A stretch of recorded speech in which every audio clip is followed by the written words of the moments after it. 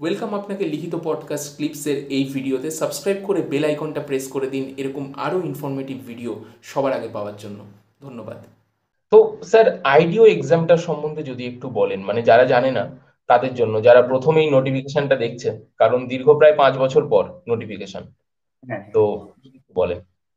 আচ্ছা, industrial development officer এটা একটা মিসলেনিয়াস গ্রেডের একটা পোস্ট, মানে যার স্যালারি স্কেল হচ্ছে লেভেল 10।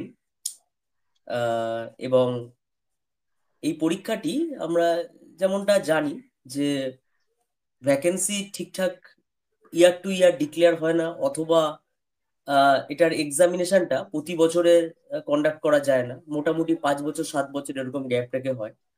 তো 2019 সালের পর 2024 সালের ইন্ডিকেটিভ যে নোটিফিকেশনটা বেরিয়েছে, তাতে তো বহু সংখ্যক স্টুডেন্ট নতুন করে আশাবাদী হয়েছে। এটা খুব ভালো বিষয়।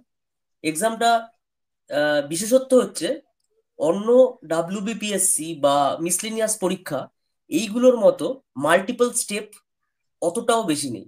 অর্থাৎ একটাই মাত্র এমসিকিউ পরীক্ষা হবে। সেই এমসিকিউতে 100টা কোশ্চেন থাকে। সেই কোশ্চেন গুলো মোরলেস ডাব্লিউবিসিএস প্রিলিমস লেভেল। ওকে। কিন্তু মিসলেনিয়াস পরীক্ষায় ওই মেন্সে যে একটা লেখার একটা বিরাট জায়গা থাকে, সেইটা এখানে মিসিং থাকে। অর্থাৎ প্রথম স্টেপে এমসিকিউ পরীক্ষা, তার পরের স্টেপে ইন্টারভিউ, অ্যান্ড দ্যাটস অল। তার বেসিসে মেরিট লিস্ট হয়ে র্যাঙ্কিংটা হয়। তো সেই হিসাবে এই পরীক্ষাটির ফলাফল বেরাতে অতটাও সময় নেয়নি। আমি আমার ক্ষেত্রে বলতে পারি 22শে ডিসেম্বর 2019 সালে আহ, পরীক্ষাটা অনুষ্ঠিত হয়েছিল। এবং যদিও সেটা 2019-এর পর কোভিড চলে আসে, তারপরও কোভিড এর মধ্যেই মোটামুটি 2020 সালের অক্টোবর মাস নাগাদ ইন্টারভিউ হয়ে যায়। এবং 2021 সালের জানুয়ারি মাসের 13 তারিখ সেদিনকে ফলাফল প্রকাশিত হয়ে যায়। অর্থাৎ খুব কম টেনিওরের মধ্যে জিনিসটা ক্লিক করে যায়। মিসলেনিয়াস যেমন প্রায় 3 বছর লেগে যায়, এখানে সেই জিনিসটা হয় না। এটা হচ্ছে এটার একটা good advantage. Plus salary scale আমি বললাম যে মিসলেনিয়াসের লেভেল 10 অনুযায়ী, বা পুলিশের ক্ষেত্রে সাব ইন্সপেক্টরের স্যালারি স্কেল তার সাথে ইকুইভ্যালেন্ট, বা ডাব্লিউবিসিএস গ্রুপ ডি যে দুটো পোস্ট আছে, অর্থাৎ PDO and CI, panchayat development officer এবং কোঅপারেটিভ ইন্সপেক্টর, এদেরও লেভেল 10। তো এদের সব সমকক্ষ স্যালারি স্কেল এবং অন্যান্য সুযোগ সুবিধা যেগুলো আছে সেগুলো কম বেশি থাকে। এবং এই আচ্ছা। পরীক্ষাটি উত্তীর্ণ হওয়ার পর ইন্টারভিউটি যখন অনুষ্ঠিত হয়, আগের বছর পিএসসি চেয়ারম্যান নিজে ছিলেন বোর্ডে। 4 জন লোক ছিলেন, বোর্ড অফ ইন্টারভিউ মেম্বার্স ছিলেন। সেখানে পিএসসি চেয়ারম্যান নিজে ছিলেন। অর্থাৎ ডাব্লিউবিসিএস এর ইন্টারভিউতে যেমন গ্রুপের ইন্টারভিউতে যেমন অবশ্যই উপস্থিত থাকেন, এখানেও সিমিলার একটা কন্ডিশন থাকে। ঠিক আছে। তো ইন্টারভিউটা এখানে গুরুত্বটা অনেকটা বেশি পড়ে যায় এই কারণে, কারণ আর কোনো ধাপ থাকে না। তো হুম। ইন্টারভিউটাতেই যতটুকু যা কেনা যায় মানুষকে, সেই হিসাবে প্রিলিমসের তো ধরুন যে এমসিকিউ ভালো করেছে বা যে খুব ভালো টপিক ওয়াইজ কমন পেয়ে গেছে সেও করতে পারে, কিন্তু ইন্টারভিউ এর জায়গাটা একটা খুব ভালো চুজিং কাজ করে।